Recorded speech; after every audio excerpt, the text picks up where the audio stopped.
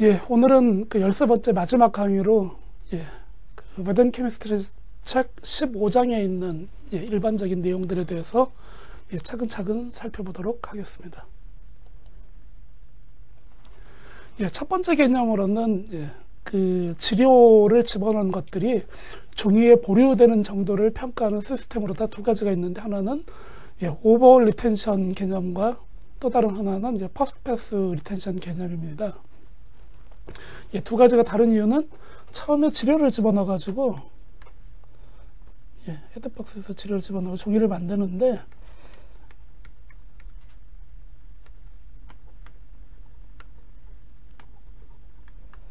백수로 상당히 많은 충전재나 이런 것들이 빠져나가게 되겠죠. 그다음에 여기 이제 종이에 보류가 되는 것.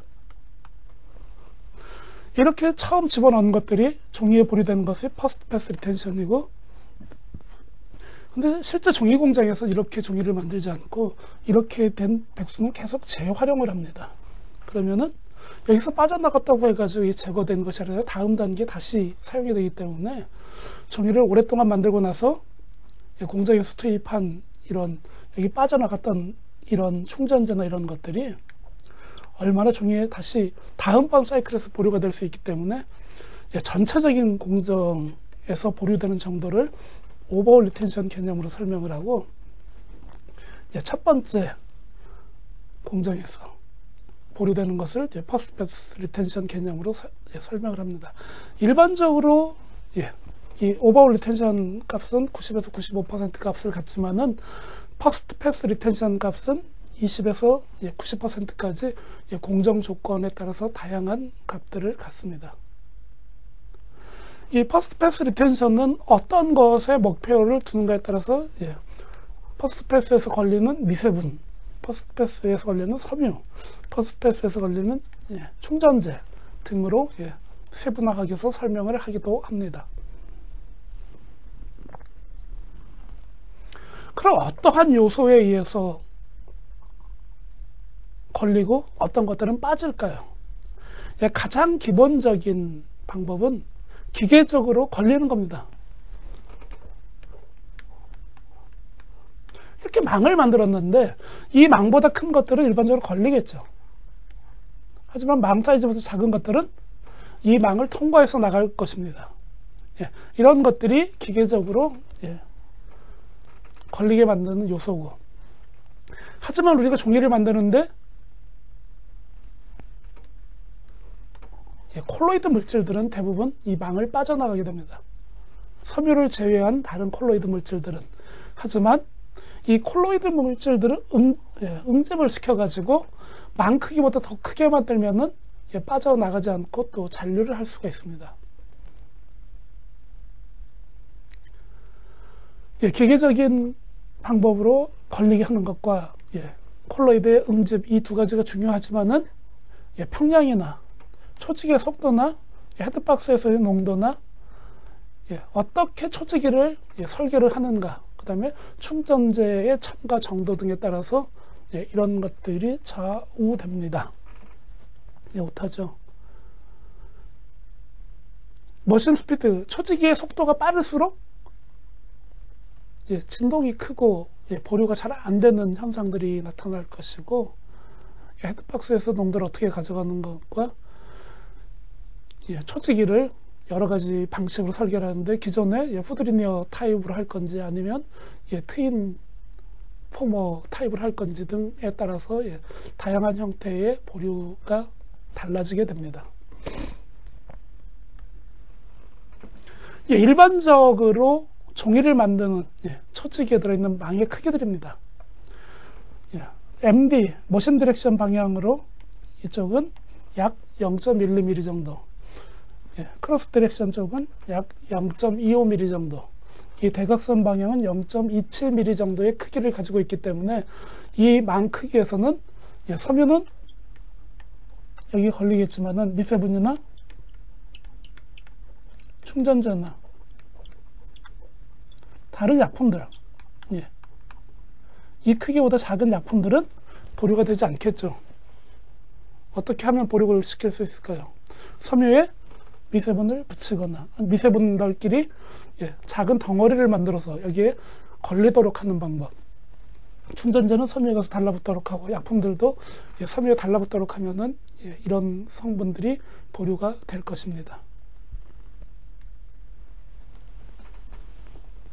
다시 한번 그 미케니컬 인트랩먼트 부분을 살펴보면은 초기에는 망 크기보다 작은 지료 성분들은 보류가 되지 않겠죠. 망을 빠져나가기 때문에.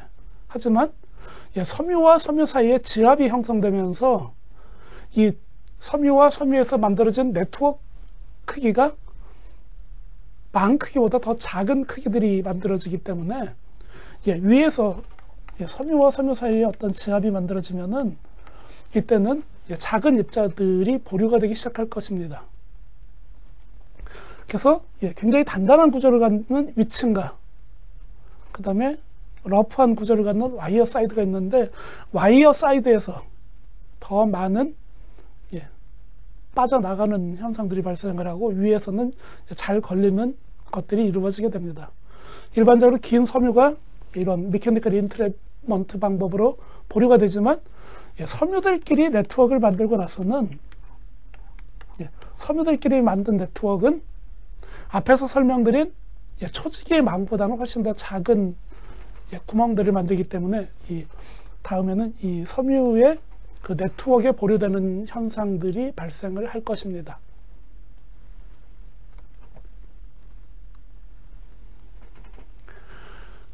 이런 콜로이드 성분들이 보류가 되기 위해서는 응집이 돼야 되겠죠.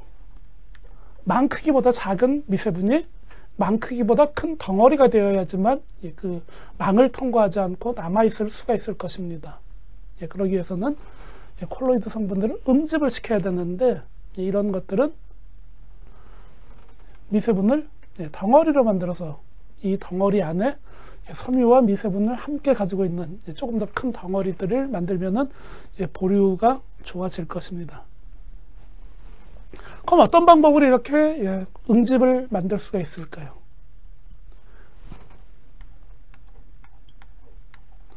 보류 향상제를 집어넣으면은 이런 식의 보류가 되겠죠. 하지만 과다한 보류 향상제 사용은 섬유와 미세분 사이에 플러그를 만드는 것이 아니라 섬유와 섬유 사이에 플러그를 만들어서 지압을 나쁘게 할 수가 있기 때문에 적당한 정도에서 콜로이드 어그리게이션을 시켜야만 좋은 포메이션을 갖는 종이를 만들 수가 있을 것입니다.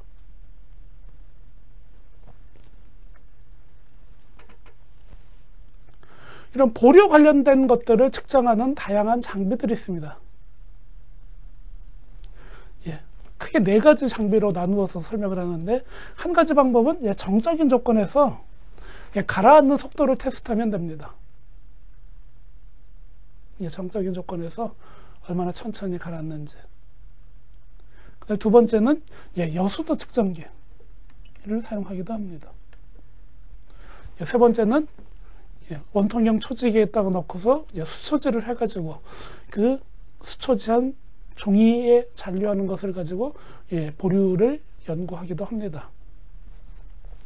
이런 3가지 방법들은 종이를 만드는 초지기에서의 어떤 동적인 상황을 시뮬레이션 할 수가 없기 때문에 브릿 다이나믹 그레이니지 잘하는 장치를 가지고 실제 초지 조건에서 어떠한 보류 특성들을 갖는지를 측정을 하기도 합니다.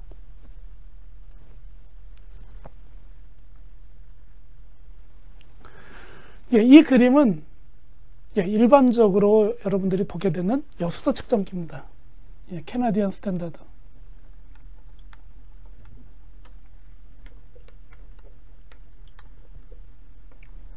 프리니스 테스터죠.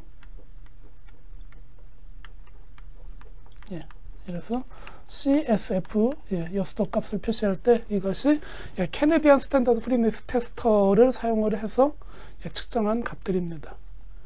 이 안에 보면은 꽃갈 모양의 깔때기가 있어가지고 물이 급격하게 흘러나오는 것은 깔때기를 통해서 외부로 흘러나가게 되고, 만약 물이 천천히 떨어진다면 이 깔때기에 맞고서 이 밑으로 떨어지게 됩니다. 그래서 이 외부로 떨어진 물들의 양을 측정을 해가지고 얼마만큼 고해가 덜 됐거나 리파이닝이 덜 됐는지 정도들을 확인하는 기계입니다. 고해가 심하게 될수록 물이 천천히 떨어지고 중간 부분에 있는 메스 실린더에 물이 고이게 되고, 고해가 덜 됐을 경우는 급격하게 떨어지고 벽면으로 부딪힌 다음에 옆에 있는 메스 실린더로 가게 됩니다. 그래서 여러분들 자세히 보면은 외측에 메스 실린더가 있고 이 아랫부분에서 떨어지는 물을 채집하는 메스 실린더가 있습니다.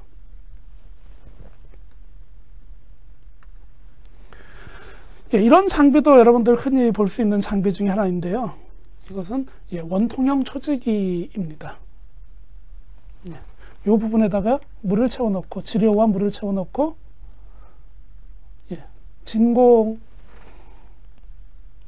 걸리도록 레버를 내리게 되면은 탈수가 일어나면서 종이가 만들어지게 되겠죠.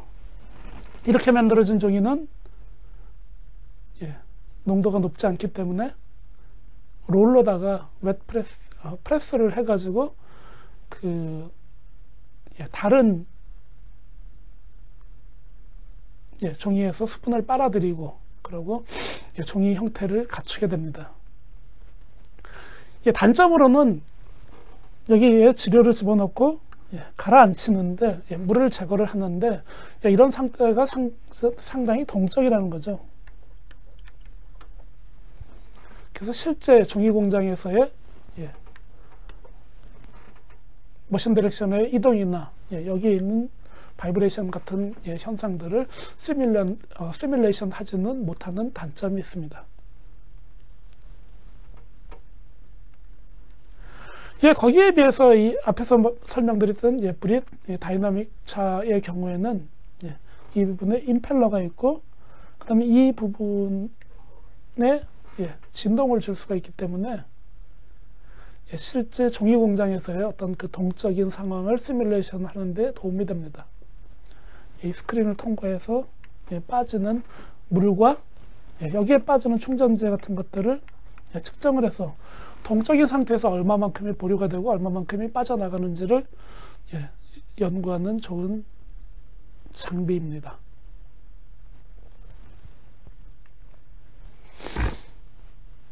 이 앞에서 보여드린 이 브릿차, 이것은 어디에 사용하는가 하면 미세분이 얼마만큼 보류가 되는지를 측정하는데 사용할 수가 있습니다.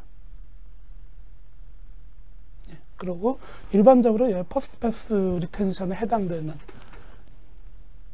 그 미세분의 보류 정도를 측정할 수가 있습니다. 또 한 가지는 동적인 상태에서의 움직임이 있기 때문에 이 바이브레이션 속도를 조절해 가지고 어떤 그 쉐어 전달 능력 값을 조절을 할 수 있기 때문에 초지기의 속도가 빨라짐에 따라서 전달 능력에 의한 프럭들이 깨지는 것들을 어느 정도 평가를 해볼 수가 있습니다. 플럭을 강하게 만드는 첨가제들은 이렇게 그 전단 저항이 크더라도 깨지지 않을 것이고, 플럭이 약하게 만들어지면은 이런 전단 저항에서 깨져서 어떤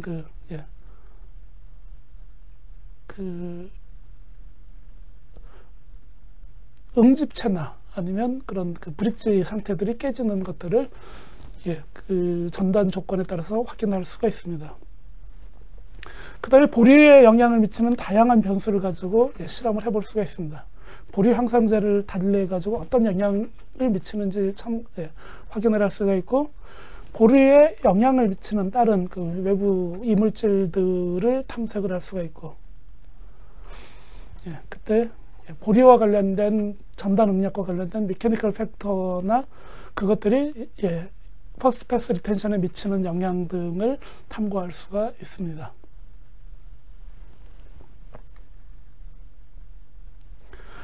그러면 일반적으로 이런 보류 향상제나 탈수 촉진제들이 있는데요. 그것들은 어떤 걸로 만들까요? 이 탈수 촉진제와 보류 향상제가 유사하면서도 다른 물질을 드립니다. 첫 번째, 보류 향상제는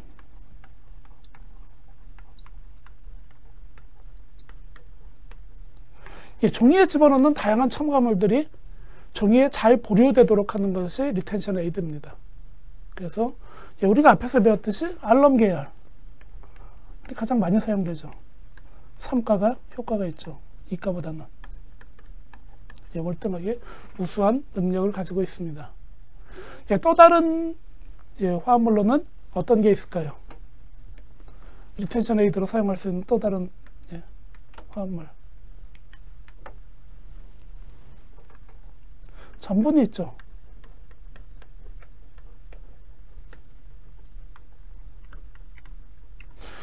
전분은 자연계에 존재하는 고분자 물질인데 여기에다 양이온을 도입을 해가지고 양이온성 전분의 경우에는 보리 향상제나 탈수 촉진제를 만들 수가 있습니다.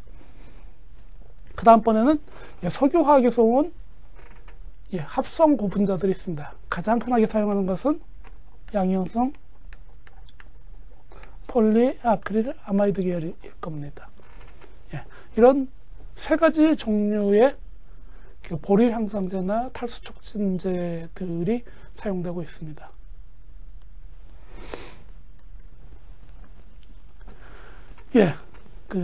아민계 등 다양한 합성 고분자들이 사용되고 있는데 굉장히 수많은 종류를 만들 수가 있습니다.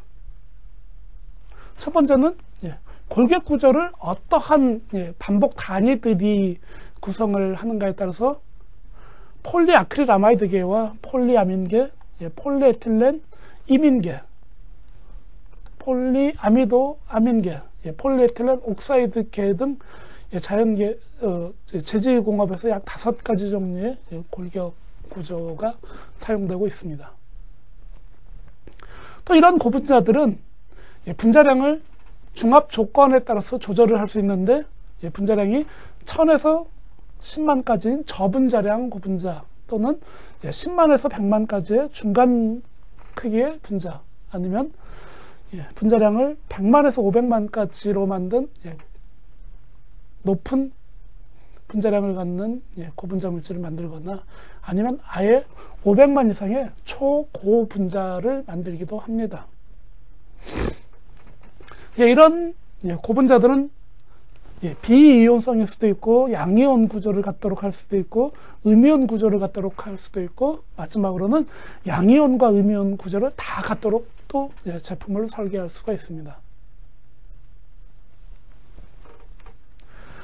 또 그것뿐만 아니라 이런 골격 구조에다가 이온들을 도입을 하는데 이온을 1에서 10%까지 적게 도입을 할 수도 있고 아니면 10에서 40%까지 중간 정도로 도입할 수도 있고 아니면 40에서 80%까지 아주 많이 이온기를 도입할 수도 있고 40에서 80보다 더 많이 80에서 100까지 도입을 할 수도 있습니다. 일반적으로는 어떻게 되죠? 고전화, 저분자량, 계열과 저전화, 고분자량 이런 두 가지 타입이 가장 흔한 컨비네이션 구조입니다.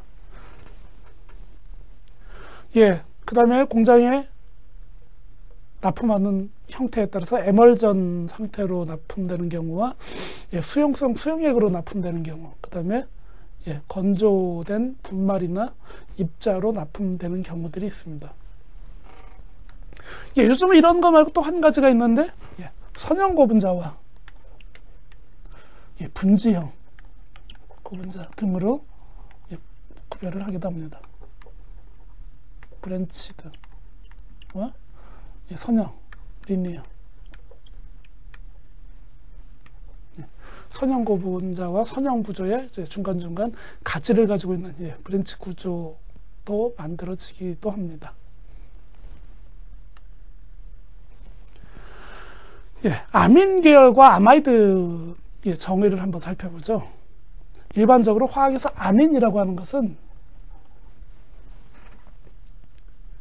질소 원자에 다른 탄소가 연결되어 있는 것들을 탄소 또는 수소가 연결되어 있는 것들을 아민이라고 합니다. 일반적으로 탄소가 3개 연결되어 있으면 3차 아민, 탄소가 2개 연결되어 있으면 2차 아민, 탄소가 하나 연결되어 있으면 1차 아민이라고 부르죠. 만약에 탄소가 4개 연결되어 있으면 어떻게 부를까요? 예. 탄소가 4개 연결되어 있으면 질소의 경우에는 양이온을 갖게 됩니다. 결합선이 3개이기 때문에. 그런 경우는 항상 양이온을 띠는 아민 구조를 만들 수가 있을 것입니다. 거기에 비해서 아마이드 구조는 여기까지는 아민 구조랑 유사한데 아민 옆에 카보닐 기를 가지고 있는 경우입니다. 이런 경우는 아마이드 구조라고 부릅니다. 질소와 탄소로만 연결된 부분은 아민, 그 다음에 질소의 옆에 카보닐 기를 가지고 있는 경우는 아마이드라고 부릅니다.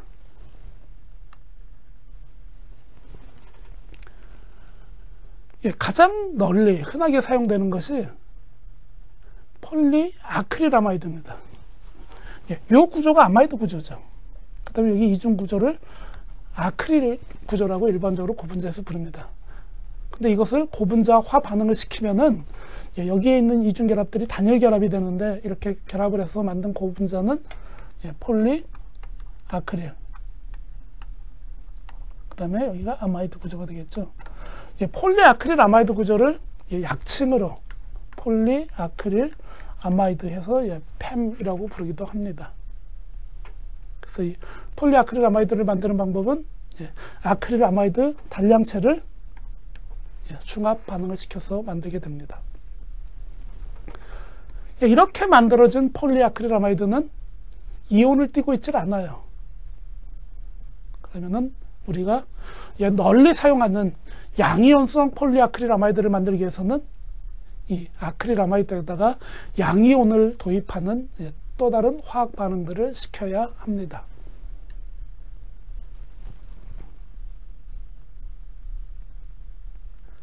그래서 아까 이 부분이 아크릴 아마이드 아니죠. 아니고 이렇게 그 양이온을 갖는 구조를 트리메틸 암모니오 메타크릴레이트라는 이런 그 단량체를 도입을 해가지고 이것들을 폴리아크릴 아마이드에다가 공중합을 시키게 되면은 그때 이 부분이 양이온을 담당하는 부분입니다. 아까는 고분자의 길이를 담당하는 방법이고 다시 앞으로 넘어가 가지고 이 길이를 짧게 만들고 이것을 많이 집어넣으면 저분자량의 고전화 폴리아크릴 아마이드가 만들어지고 이것을 길게 만들고 이것을 적게 집어넣으면 고분자량의 저전화 폴리아크릴 아마이드를 만들 수가 있을 것입니다.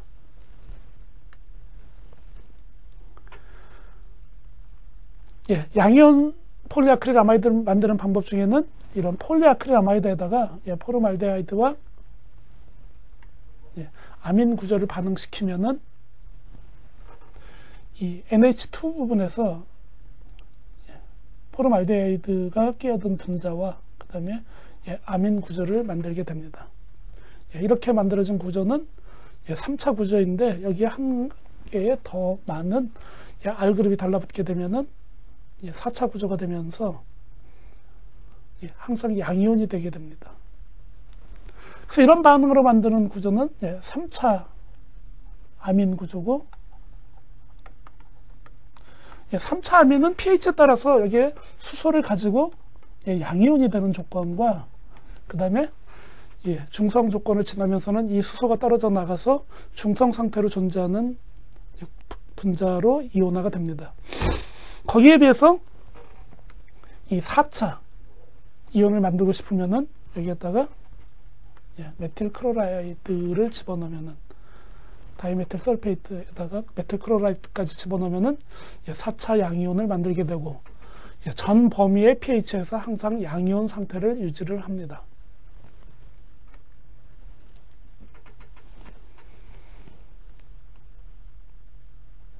이번에는 폴리아크릴 아마이드가 아니라 폴리아민 구조에 관해서 살펴보도록 하겠습니다.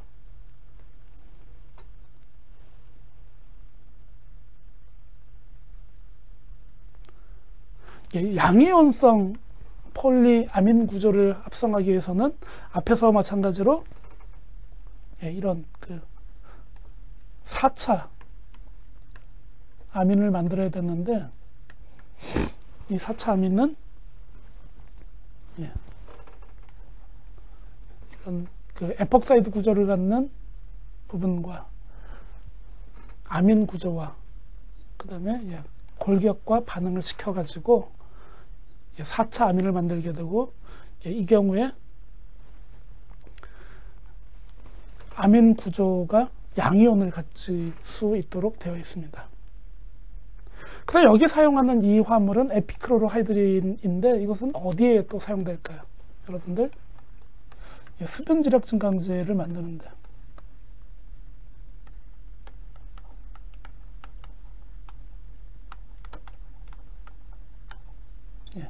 이런 에피크로로하이드린 계열의 화합물들이 사용이 되죠. 다음번에는 양쪽에 카복실기를 갖는 화합물과 양쪽에 아민기를 갖는 화합물을 반응을 시켜가지고 아마이드 구조와 아민 구조가 섞여 있는 구조를 만드는 것입니다. 그래서 이 부분은 아마이드죠. 그 다음에 이 부분은 아민. 그래서 이 화합물은 폴리아마이드와 아민 구조를 같이 갖는 구조입니다. 폴리아마이드, 폴리아민, 아민과 아마이드가 반복적으로 나타나는 구조입니다. 이런 구조에다가 에피크로로하이드린을 도입을 해가지고 이런 4차 양이온 구조를 만들게 되면은 양이온성 폴리아마이드 아민 화합물을 생산할 수가 있습니다.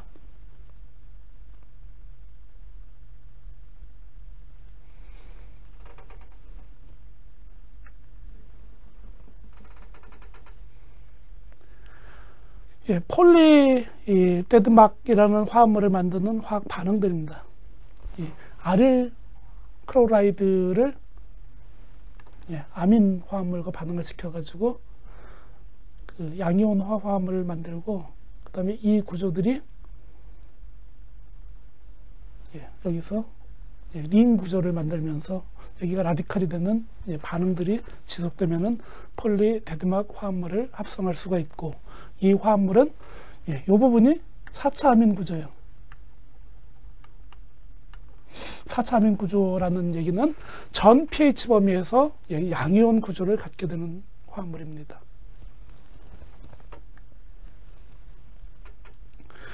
폴리다이 아릴 다이메틸 암모니움 클로라이드라는 화합물이 이 앞에서 있었는데, 이 화합물이 어떻게 만들어지는지 화학 반응을 보여주는 예입니다.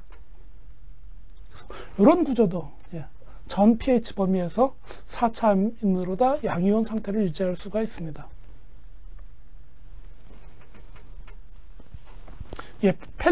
폴리에틸렌 옥사이드의 경우에는 이 에폭사이드 구조 화합물이 쭉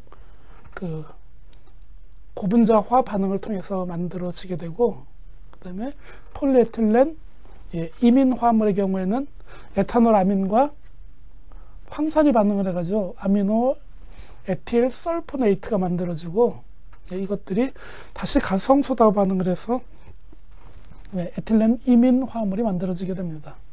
이 에틸렌 이민 화합물과 촉매적으로 반응을 시키면 폴리에틸렌 이민 화합물을 합성할 수가 있습니다.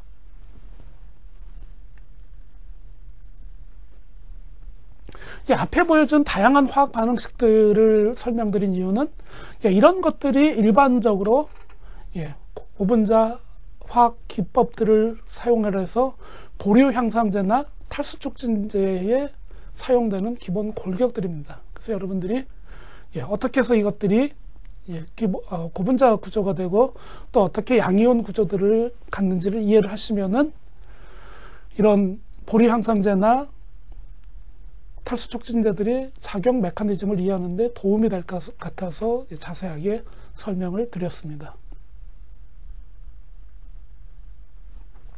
미세분이 응집되는 것들은 몇 가지 다른 방법으로 응집을 시킬 수가 있습니다. 하나는 응집체를 만드는 방법이고, 하나는 플러큘레이션을 시키는 방법들입니다. 코아귤레이션 방법 중에 하나는 차지 뉴트럴리제이션은 알럼 같은 것들을 사용을 해서 삼가 양이온이 되고, 여기에 음이온을 띠고 있는 미세분들을 덩어리를 만들어서 이 덩어리들이 좀 더 커지게 되면은 미세변호의 경우에서는 와이어나 지합 부분의 어떤 그런 작은 공간들을 통과해서 나가게 되는데, 이렇게 만들어진 덩어리들은 걸리도록 만드는 것들이 차지 중화 방법에 의한 응집 방법이고, 그 다음에 헤테로코아귤레이션 방법이나 이 패치 방법들은 적은 분자량의 물질에 전하를 많이 가지고 있는 것들을 사용을 해가지고 표면에 응집을 시키고, 이것들이 그 알럼의 응집과 유사한 방법으로 덩어리가 되고, 그 덩어리들이 보류를 시키는 방법입니다. 플러큘레이션 방법은 일반적으로 분자량이 훨씬 더 크고 전하 밀도가 낮은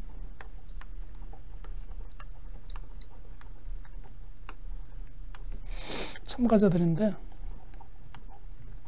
두 개 사이에 연결을 시키는 다리를 만들거나, 아니면 이런 것들끼리 서로 네트워크를 만들도록 해가지고 보류가 되도록 시키는 방법입니다.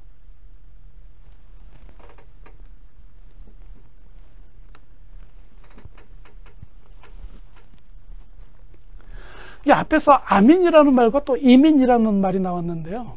우리가 앞에서 아마이드, 아민 비교를 했죠.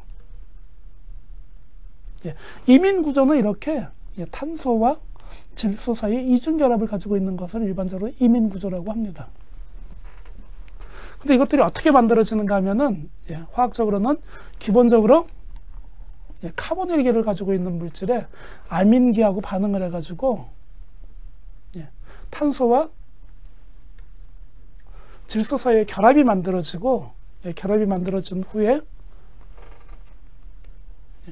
수소가 떨어져 나가면서 중성 상태가 되는데, 마지막으로 탈수 반응이 일어나면서 질소와 산소 사이에 이중결합이 만들어지게 되는데, 이러한 구조들을, 이 부분을 이민 화합물이라고 부릅니다.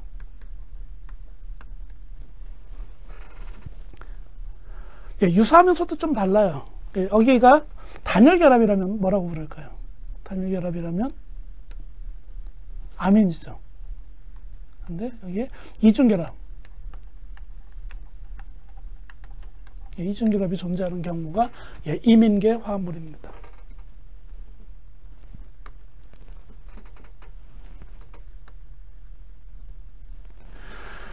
코아귤레이션 반응을 살펴보면은, 이런 코아귤레이션을 시키는 물질들은 1가이온인 소듐이나 2가이온 마그네슘, 3가이온인 알럼 등이 사용될 수가 있는데, 가장 효과적인 것은 3가이온이 훨씬 더 효과가 좋습니다. 터뷸런스가 낮을 때는 1가, 2가, 3가 이온들이 효과가 좋은데, RPM이 증가할수록, 터뷸런스가 증가할수록 이런 무기 양이온에 의한 리텐션 값은 떨어지게 되고, 이런 것들이 현재 알럼을 사용할 경우 고속 초지 조건에 해당되는 그 큰 터뷸런스 조건에서 리텐션이 굉장히 떨어지는 현상들이 발생을 하기 때문에 알럼을 사용하는 초지 조건으로 갈 수가 없겠죠. 그래서 고속 초지 조건은 어떤 약품을 사용을 할까요? 알럼 대신에 다른, 알럼은 불가능하고, 플럭을 강하게 형성하는 하드 플럭을 만드는, 이런 터뷸런스가 큰 조건의 전달 응력 조건에서도 섬유와 보류 향산제와 다른 첨가물 사이에 이 플럭이 끊어지지 않는, 보류가 훨씬 더 되는 것들이 폴리아크릴아마이드, 양이온성 폴리아크릴아마이드 계열 중성 초지 조건에서 훨씬 더 널리 사용되는 이유가 터뷸런스가 큰 조건에서도 보류가 잘 되기 때문입니다. 패치 타입의 어그리게이션 방법으로는 음이온을 띠고 있는 미세분들 사이에 이 작은 보류 향상제가 양이온을 많이 가지고 있는 거예요. 그래서 어떤 경우에 하이 차지 덴시티, 그다음에 상대적으로 로우 몰레큘러 웨이트예요. 물론 이것도 저기 100만 근처까지 가면 상당히 고분자 물질이긴 하지만 보류 향상제나 이런 그 제조용 첨가제 중에서는 분자량이 작은 편에 속하는 겁니다. 그래서 이런 것들은 패치, 풀칠하는 것처럼 두 개를 딱 붙여가지고 떨어져 나가지 않도록 풀칠을 하는 거죠. 그런 모델들이 패치 타입의 어그리게이션 메커니즘입니다.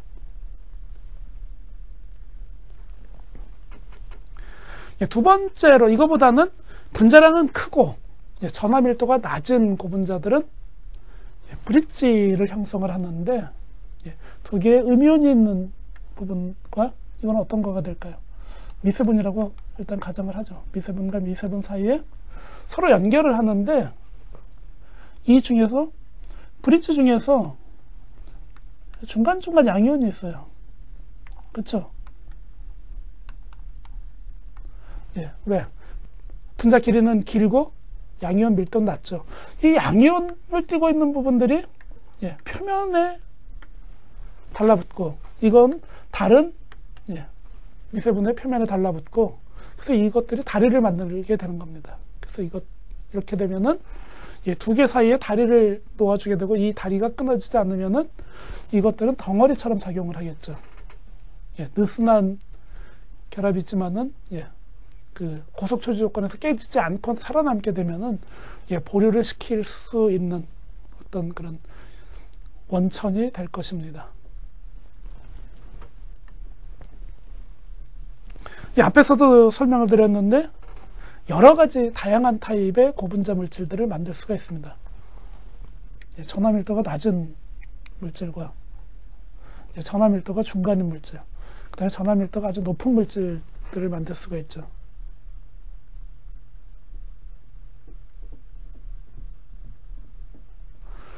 전하 밀도가 낮은 것들은 약하게 흡착이 되겠죠. 그 다음에 전하 밀도가 많을수록 강하게 흡착이 될 것입니다. 책에 저자가 똑같은 그림을 두 번 집어넣어 놨습니다. 이런 시스템 말고도 그 듀얼 컴포넌트 시스템이라는 시스템을 도입을 하기도 합니다. 매우 아주 강한 강한 결합을 하고 있는 고분자들인데 첫 번째로는 중간 정도의 분자 길이를 갖는 양이온성 고분자를 만들고 거기에다가 분자량이 큰 음이온성 고분자를 연결을 시켜서 이 이중 구조를 갖는 시스템을 만듭니다. 이렇게 되면은 용액 내에 양이온성 고분자가 적게 남아있기 때문에 음이온성 분자량이 큰 것들끼리 네트워크를 만들게 되고 그래서 이것들이 어떤 문제인가 하면 지압이 나빠지는 섬유와 섬유 사이의 그런 응집들을 예방을 시켜주게 됩니다.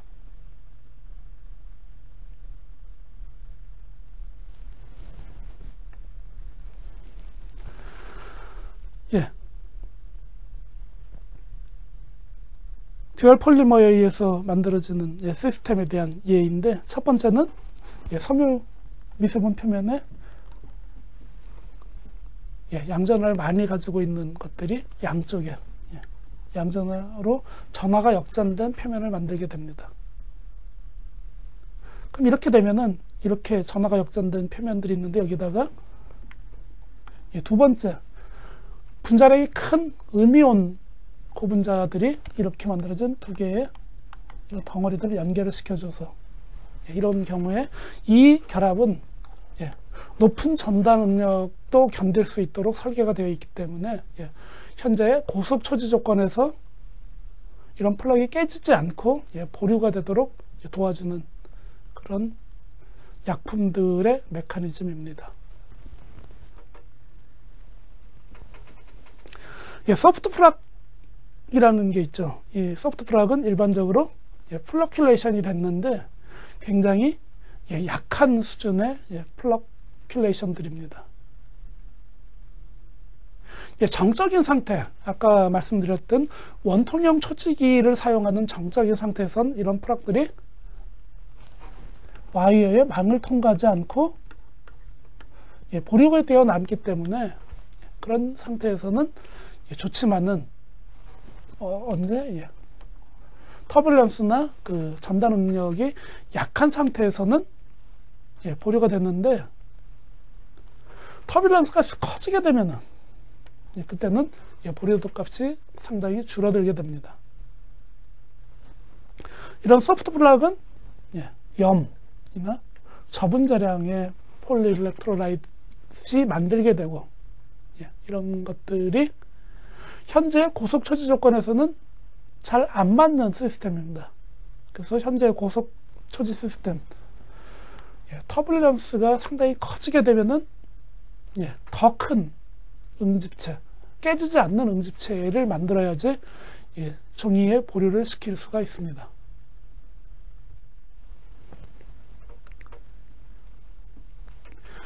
앞에서도 그림으로 봤던 내용들을 다시 한번 설명하면서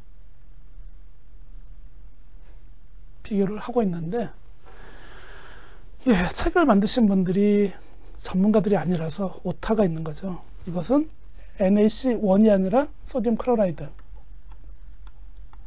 그 다음에 이것은 알루미늄 클로라이드, 그 다음에 밑에 것은 적은 자량의 폴리에틸렌 아까 PEI죠. 그래서 터뷸런스가 없을 때는 소금도 보류를 70에서 80%를 시켰어요. 거기에 비해서 알럼은 약 96에서 92%를 보류를 시켰고, 하지만 400rpm까지 터뷸런스를 올렸을 경우에는 보류도가 뚝 떨어지죠. 그 다음에 800rpm까지 올렸을 경우에는 약 30에서 40% 정도밖에 보류를 못 시키는 것들을 확인할 수가 있었습니다. 이렇기 때문에 이런 시스템들은 고속 초지 조건에서 우리가 종이를 만들기 위해서 사용하는 여러 가지 첨가제들을 효과적으로 보류를 시키기에는 부족한 시스템들입니다. 그런 것들을 확인하는 방법은 앞에서도 설명드렸듯이 브릿, 다이내믹, 드레이네지, 그 다음에 리텐션 차, 이것들을 사용해서 실험을 진행하는데 그 어떤 터뷸런스 조건에 따라서 이런 약한 응집체들은 고속의 터뷸런스 조건에서 상당히 보류가 떨어진다는 것입니다. 이런 것들이 문제가 되기 때문에 이제 하드 플러그를 만들 수 있는 첨가제들에 대한 관심들이 커졌습니다. 그래서 이렇게 하드 플러그를 만들게 되면은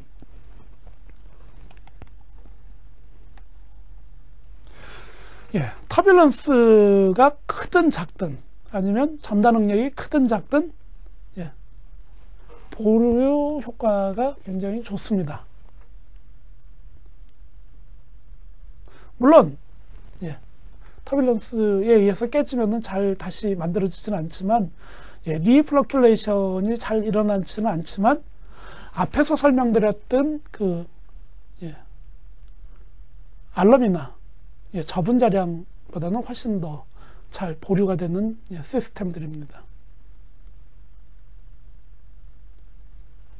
그림 20에서는 그 트랜지션 단계, 이게 소프트 플러그로 깨지는 단계에 대한 것들을 설명을 하고 있고, 일반적으로 이 브릿지 폴리머들이 강한 결합을 할 경우 깨지지 않으면은 굉장히 강한 하드 플러그이고, 그때 이 브릿지를 만들고 있는 결합들이 끊어지게 되면은 소프트 플락 형태가 될 수가 있습니다.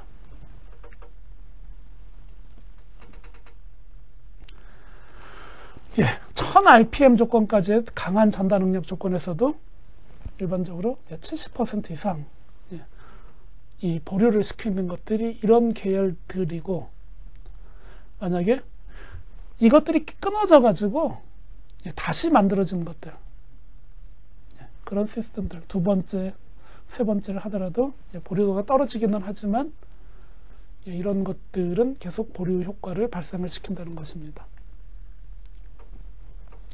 어떤 방법으로 이런 것들이 단단한 플럭을 만드는가에 대한 반응 메커니즘들입니다.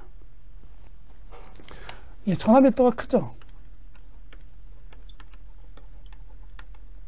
전압 밀도가 크기 때문에 표면에 엄청 잘 달라붙을 거예요. 그것뿐만 아니라 이쪽과 결합하고 있지 않는 다른 구조들은 이쪽 부분에 양전달을 만들고, 그런 후에 이쪽에 다른 미세분들이 와서 달라붙게 되는 거죠. 그래서 미세분과 미세분 사이에 전압 밀도가 큰 고분자들이 다리를 놓아주게 되고, 이 다리가 강한 전달 능력에서도 끊어지지 않을 경우에 그런 힘들을 발휘하게 됩니다. 전달 능력이 너무 세가지고 끊어졌어요. 반토막이 났어요. 그게 이 그림들이에요. 반토막이 난 그림.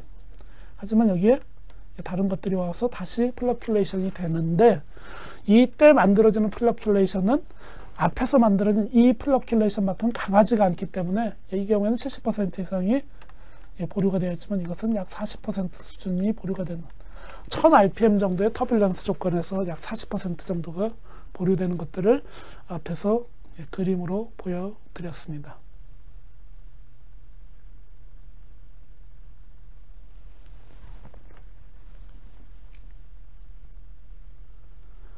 앞에서 설명드렸던 것들이니까 넘어가도록 하겠습니다. 그러면 첨가제들은 어디에 잘 달라붙을까요?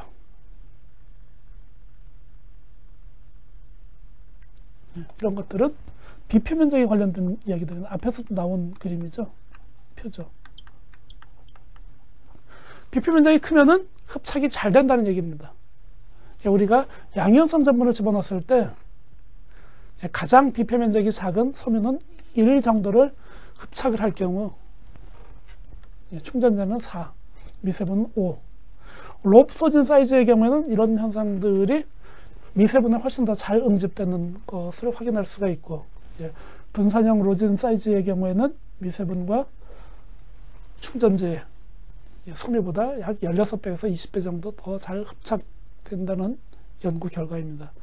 거기에 비해서 알럼은 섬유에 1 정도 흡착될 경우 충전재는 약 2 정도, 그 다음에 미세분은 약 3 정도가 흡착되는, 비표면적에 따라서 월등하게 잘 흡착되는 것들은 분산형 로진 사이즈제나 로진 수업 사이즈제 계열이고, 그 다음에 양이온성 전분이나 알럼의 경우는 물론 섬유의 충전재나 섬유보다는 충전재나 미세분이 훨씬 잘 흡착을 하지만 로진 수업 사이즈나 분산형 로진 사이즈만큼 그런 현상이 강하게 나타나지는 않습니다.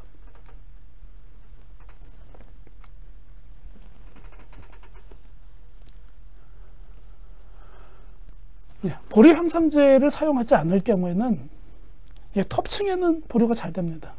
상대적으로. 왜? 톱층부터 시트가 만들어지죠. 포메이션. 그 다음에 아래층은 압이 더 강하기 때문에 잘 빠져나가죠. 그래서 애쉬 함량이 아래층은 낮고 위층으로 갈수록 올라가는 이런 패턴을 보이게 됩니다. 하지만 보류 향상제를 써가지고 보류도를 높여주게 되면은 일정하게 아래층의 보류도는 올라가고 위층의 보류도는 내려가게 제품을 생산할 수가 있습니다.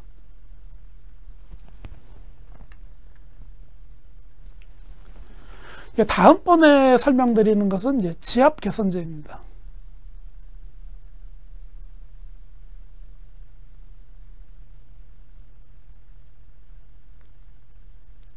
우리가 앞에서 설명드렸던 두 가지가 있죠. 리텐션 에이드하고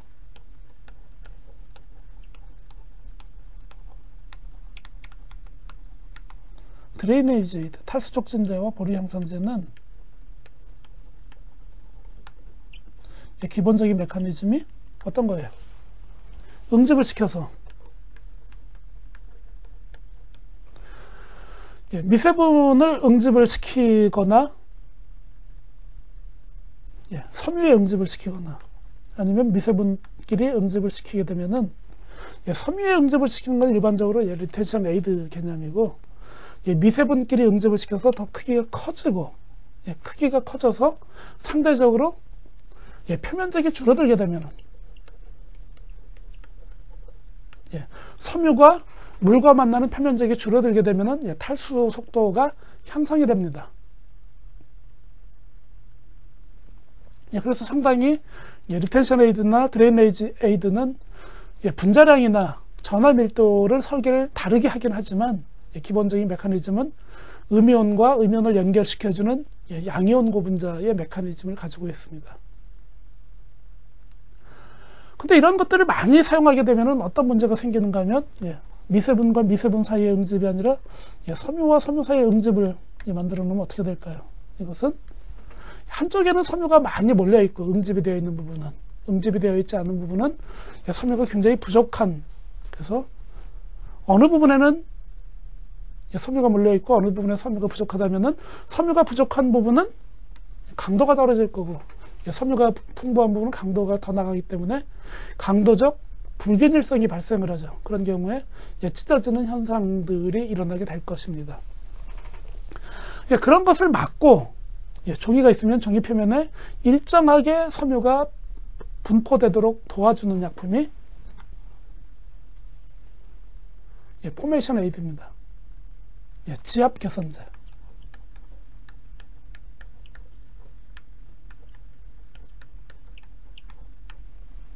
이 지압 개선제들은 섬유와 섬유가 적당히 잘 떨어져 있도록 도와주는 거예요. 너무 붙지 않고 적당한 거리에서 떨어져 있도록. 그래서 이런 지압 개선제는 기본적으로 분자량이 큰 물질들로 이루어져 있습니다. 그리고 비이온성보다는 음이온성이 보다 더 효과적입니다. 그 다음에 카복실 그룹을 갖는 경우 효과적으로 이온화됩니다. 중성 초지 조건에서 효과적으로 이온화가 됩니다. 카복실 그룹을 갖는 것들이 산성 초지 조건에서는 일반적으로 약 절반 정도가 이온화가 되고 산성 초지 조건에서는 절반 정도가 이온화가 되고 중성 초지 조건에서는 대부분 이온화가 되어 있는 이 형태일 것입니다. 어떤 메커니즘에 의해서 이런 것들이 효과를 발휘하는가 하면 이런 고분자들이 쭉 늘어서 가지고 섬유와 섬유 사이에 어떤 걸 역할을 할까요? 그 지압 개선자가 중간에 있어가지고 정전기적 반발력을 만들게 되겠죠. 음이온들끼리. 그래서 정전기적 반발력이 생기기 때문에 서로 가까이 오려고 하질 않을 겁니다. 그러면 적당한 거리를 유지하게 되고 이 적당한 거리를 유지하는 것들이 결국은 프로큘레이션이 일어나지 않기 때문에 그러면 지압이 개선되는 데 도움이 될 것입니다.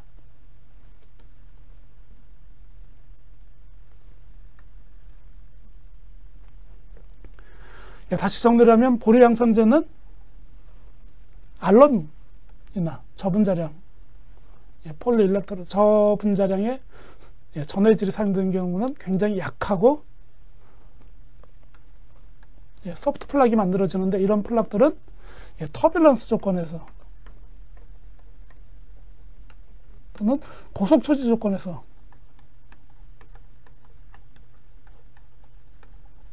쉽게 깨지기 때문에 이런 것들이 깨지게 되면은 분자량이 깨지게 되면은 리텐션이 되지 않겠죠. 그렇기 때문에 이런 것들은 저속 초지에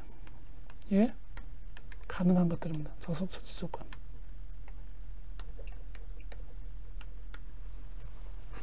거기에 비해서 고분자량의 양이온성 고분자나 듀얼 폴리머 시스템은 파이버가 플럭을 만드는데 이것들이 깨지지 않는 단단한 플럭을 만들기 때문에 예, 이런 것들은 어디에 적합할까요?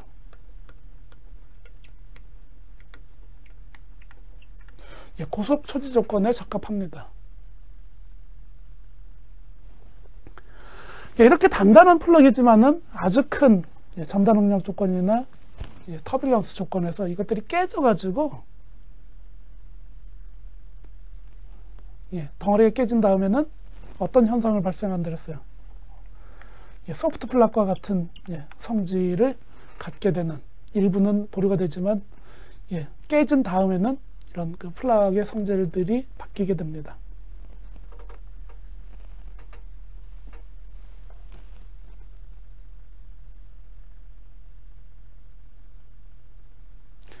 단점으로는 고분자의 그 양이온성이나 아니면 듀얼 폴리머를 사용을 하면은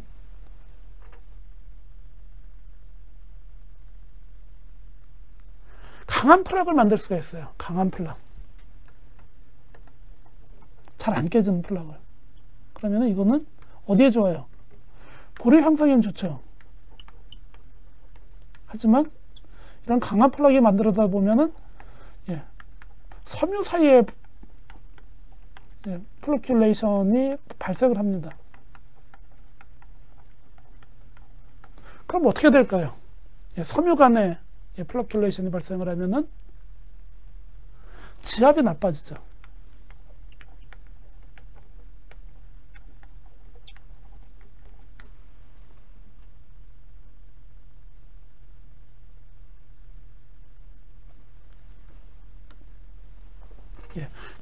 고속 초지 조건에서 플럭은 강한 걸 만들 수가 있지만 지압이 나빠지는 문제가 생길 수가 있습니다. 해결하는 방법은 적당량의 보류 향상제를 사용을 해서 보류는 잘 일어나고, 그 다음에 섬유 간의 플러큘레이션은 발생하지 않는 조건을 만들어야 되는 게, 이런 것들이 종이를 만드는 과정에서 예술적으로 프로세스를 잘 컨트롤 해야지 그런 목표에 도달할 수가 있습니다. 초지하는 과정에서 이런 과량의 섬유 간의 응집이 일어날 수가 있고, 그 다음에 그 수변지력 증강제를 써서 플러큘레이션이 더 심해질 경우 그런 것들에 영향을 미칠 수가 있습니다. 아니죠. 이렇게 그 과도한 섬유가 플러큘레이션이 되면은 시트 포메이션이 불량해지겠죠. 한쪽에 있는 섬유가 많이 몰려있는 부분과 섬유가 적게 있는 부분들. 그럼 이렇게 섬유가 많은 부분과 섬유가 적게 있는 부분이 있으면은 웹 상태의 웹이 만들어졌을 때 강도가 불균질해지면서 찢어지는 현상이 발생을 할 겁니다. 찢어지지 않고 종이가 만들어지더라도 굉장히 힘의 균형을 이룰 수가 없기 때문에 강도적 성질들이 저하가 올 것입니다. 이런 것들을 막아주는 방법은 기계적으로 계속적으로 섬유 간의 플러큘레이션이 생기지 않도록 기계적 힘을 가해서 섬유 간의 플러큘레이션을 제어를 해야만 합니다.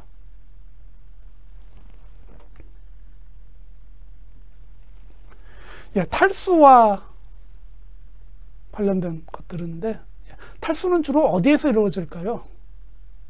초지기에서 주로 이루어지는 초지 조건. 헤드박스에서 지료가 사출돼 가지고 웹프레스 가기 전까지.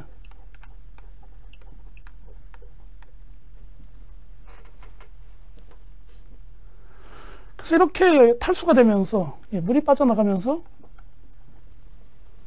거의 0.5%에서 1% 정도에서는 대부분이 물이고 섬유를 볼 수가 없었는데, 물이 급격하게 빠져나가면서 종이 형태, 시트를 만들게 되죠. 그 다음에 중요한 성질 중에 하나는 그때 만들어지는 웹은 함수율, 아니죠, 농도. 농도에 따라서 강도 값이 결정된다는 겁니다. 물이 많이 빠져가지고 웹 형태를 갖출수록 젖은 상태의 강도는 올라가게 되고, 탈수가 제대로 일어나지 않아가지고 농도가 낮은 경우에는 웹이 강도가 낮아요. 그러면은 초지기에서 웻프레스로 넘어가는 단계에서 탈수가 효과적으로 이루어지지 못하면 여기서 넘어가지 못하고 끊어지게 되겠죠. 이런 것들 제지 공장에서 굉장히 싫어하는 지절이 발생을 하는데, 이런 것들을 극복하는 방법은 초지기에서 탈수를 잘 관리를 해가지고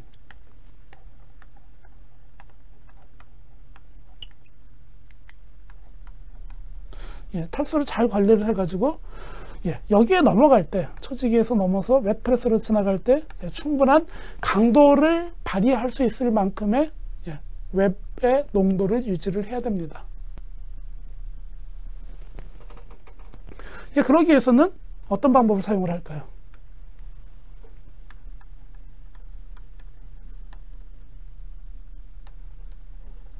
탈수 촉진제를 사용을 하겠죠. 탈수를 가장 저해하는 요인은 뭘까요? 탈수를 가장 저해하는 요인은 첫 번째, 두 번째는, 첫 번째는 미세분이고 두 번째는 충전자입니다. 그러면은 이런 것들을 조금 더 큰 덩어리로 만들어서 응집을 시키면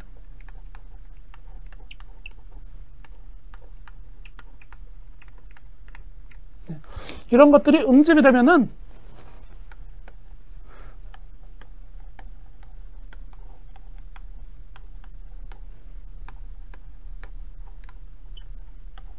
비표면적이 작아지게 됩니다.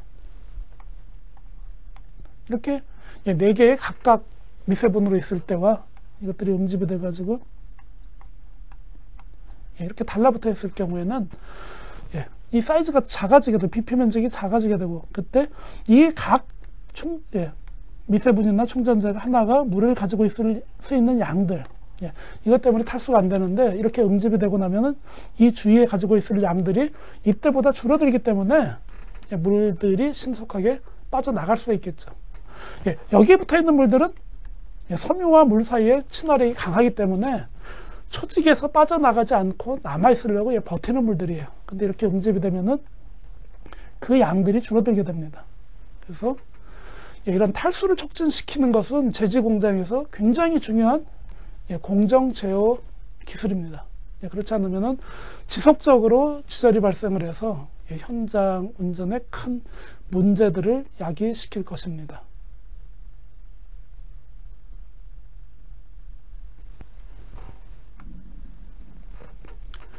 그래서 물이 제거되는 지역들을 보면은 첫 번째는 진공을 사용하지 않는 앞부분, 여기서는 그냥 자유, 중력에 의해서 떨어지게 됩니다. 초지기 앞부분. 그럼 중력에 의해서 제거될 수 있는 물들이 대부분 제거되고 난 다음에는 저항성이 있겠죠. 그것을 극복하는 방법은 두 번째는 진공을 걸어서, 아까 미세분주에 좋아하는 물들이 있었는데 진공에 의해서 이것들을 밑으로 끄집어내는 존들입니다. 그래서 포밍존에서 일반적으로 약 지료 농도가 0.5% 있던 것들이 2에서 4%까지 농도가 높아지면은, 이 베이캠존에서는 일반적으로 2 내지 4% 해당되는 지료를 20% 이상까지 물을 제거하는 역할들을 하게 됩니다. 그런 후에는 이렇게 된 약 20% 이상이 되는 것은 초지기에서 웻프레스 상태로 넘어가는데, 이때 지절이 발생하지 않고 넘어갈 수 있는 강도가 됩니다. 그리고 그 다음번에는 이 부분에서 하는 역할은 건조기에서 수분을 증발시킬 경우에는 건조 에너지 비용이 크기 때문에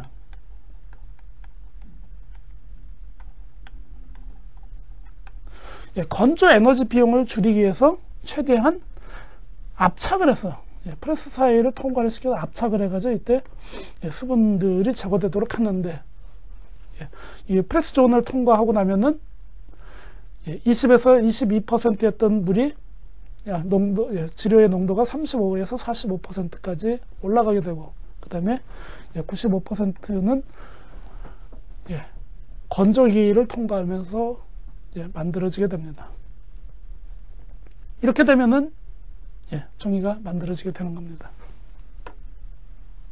여러분들 한번 1kg의 종이가 만들어지는 것을 가지고 한번 비교를 해보죠.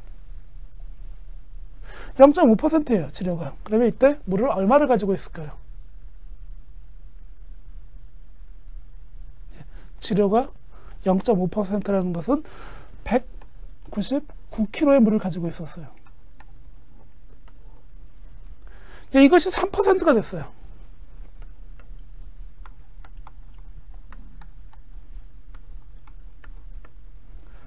지료 1kg에 3%가 됐을 때는 물이 약 33.3g, 33.3kg 정도 남아있는 경우, 그러면은 이 포밍존에서 199kg의 물에서 33.3kg의 물로다가 상당히 많은 물이 제거가 된 겁니다. 그럼 3%가 20%가 될 경우에는 물을 얼마큼 가지고 있을까요? 이 경우에는 5kg의 물을 가지고 있는 거예요. 그러면 33.3kg에서 5kg가 되는 과정은 이 베이킹존에서 일어난 일들입니다. 그다음에 프레스를 거치면은 약 50%까지 도달을 하는데, 이때는 2kg 정도의 물을 가지고 있어요. 아니죠. 1kg를 가지고 있는 거죠. 죄송합니다. 여기는 4kg. 그래서 199에서 33.3이 되는 것은 포밍존에서 일어나는 일이고,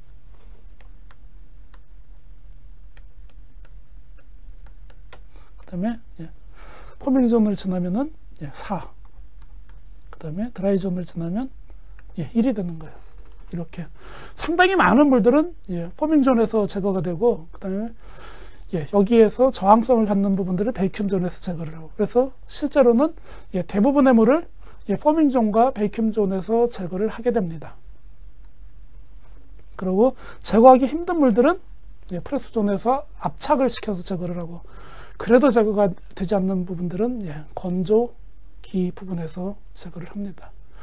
그럼에도 불구하고 종이를 만드는 데서 건조 에너지가 차지하는 비중이 어마어마하게 크죠.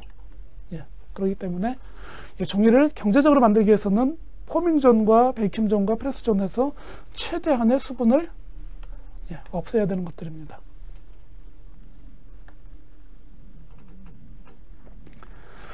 여과와 그 농축 두 가지 방법으로 이 물이 빠져나가는 과정들을 설명을 합니다.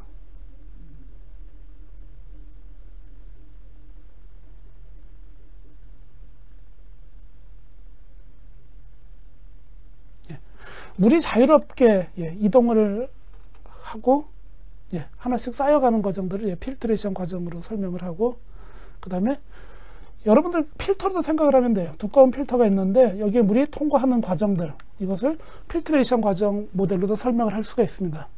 하지만 이것뿐만이 아니라 굉장히 저농도의 지료에서 이런 탈수가 되는 과정에서 지료끼리 모이겠죠.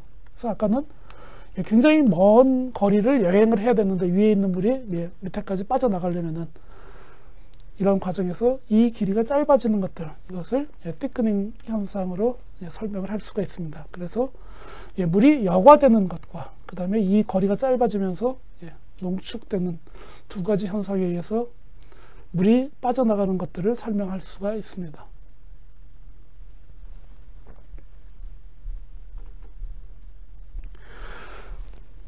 잘 빠져나가지 않도록 탈수 저해를 일으키는 요인들은 어떤 것들이 있을까요?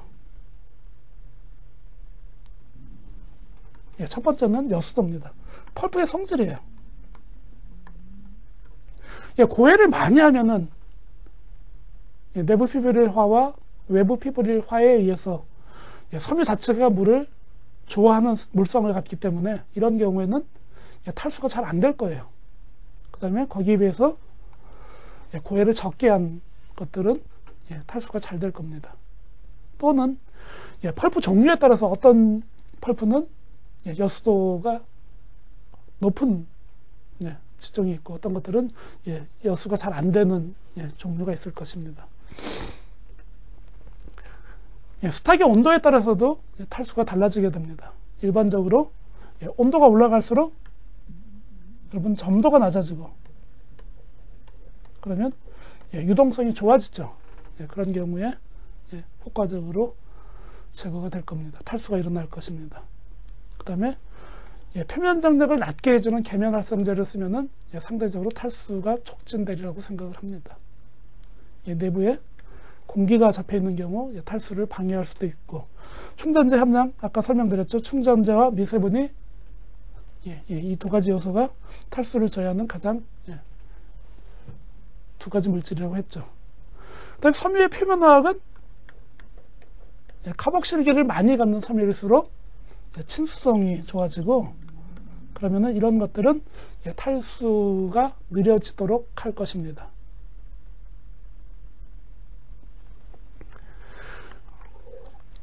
치료 안에 어떤 타입의 응집제를 사용하거나 아니면 얼마만큼 응집제를 집어넣어서 얼마만큼 이런 것들이 어떤 형태로 존재하는가에 따라서 탈수 성질들은 달라지게 됩니다.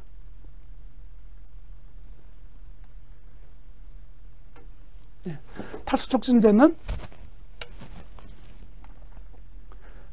물이 잘 빠지도록 도와주는 거예요. 어떻게? 이렇게 물이 잘 빠지면은 생산 속도를 증가시킬 수가 있습니다. 아까 설명드렸잖아요. 웻프레스로 넘어가려면은 찢어지지 않는 약 22% 정도의 지료 농도를 가져야 되는데 첨가제를 바꿨더니 여기가 30%가 됐어요. 그럼 어떻게 하면 돼요? 초지기를 다 빨리 돌려가지고 다시 22%로 맞추게 되면은 생산 속도가 빨라지겠죠. 그래서 탈수가 촉진되면은 탈수가 촉진되는 만큼 종이 생산 속도를 향상시킬 수가 있습니다. 그리고 일반적으로 탈수가 촉진되면은 지압이 개선이 됩니다. 그 다음에 물을 최대한 앞단계에서 제거를 하면은 건조기에서 사용되는 이 에너지 사용을 줄일 수가 있고, 원가 구성에서 종이를 만드는데 원가 구성에서 드라이어 부분에서 종이를 건조하는 데 들어가는 비중이 굉장히 크기 때문에 효과적으로 탈수를 시켜서 웹프레스를 지나간 이후 드라이어 초입에 도달할 때 지료 농도가 높을수록 종이를 좀 더 싸게 만들 수 있기 때문에 이런 것들은 그 원가 구성 요소와 연계가 되어 있습니다. 일반적으로 탈수 촉진제로 사용하는 것들 중에서는 알럼이나 칼슘 염 등이 있는데, 앞에서 살펴봤듯이 전하를 중화시키고 응집을 시키는데, 이런 것들은 소프트 플락을 만들죠.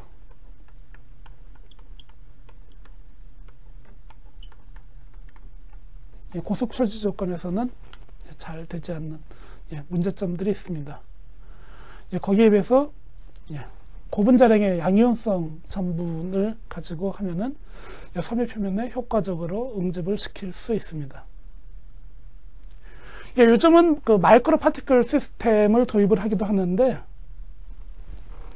양이온성 고분자에다가 굉장히 작은 사이즈의 음이온성 피그먼트를 달라붙게 만들어 가지고 이런 것들이 탈수도 촉진시키고 그 다음에 포메이션도 향상시키는 역할을 하게 됩니다. 그리고 어떤 효과를 발생시키는가 하면 굉장히 작은 그 다음에 타이트한 플러그를 만드는데, 이 마이크로 파티큘레이트 시스템이 이 스몰 작으면서도 타이트한 플러그는 물을 잘 가지고 있지 않기 때문에 그러면 물이 효과적으로 빠져나가게 됩니다. 그러면 이런 작은 입자 그 파티클 시스템들에서 물을 가지고 있지 않으면은 전반적으로 탈수가 촉진되게 되고, 이 탈수가 촉진되면은 그 웻프레스 상태까지 탈수 지료의 농도가 훨씬 더 높아진 상태에서 도달할 수 있을 것입니다. 예, 여러분들 이렇게 해가지고 15단원에 있는 내용들을 다양한 것들을 살펴봤고, 예, 어떤 방법으로 보류가 되고, 그 다음에 이 보류를 향상시키기 위해서는 어떤 보류 향상제들이 사용되고, 어떤 메커니즘에 의해서 예, 보류가 향상되고, 그 다음에 예, 그런 약품들은 어떠한 골격 구조와 어떠한 예, 분자량, 그 다음에 전화 밀도 구조들을 갖는지를 살펴봤습니다.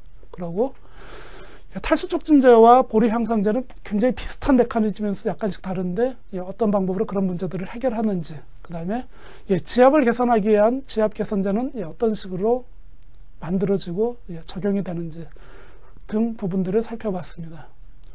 예, 여러분 이렇게 해가지고 한 학기 동안 강의를 마치도록 하겠습니다. 예, 한 학기 동안 예, 수고하셨습니다.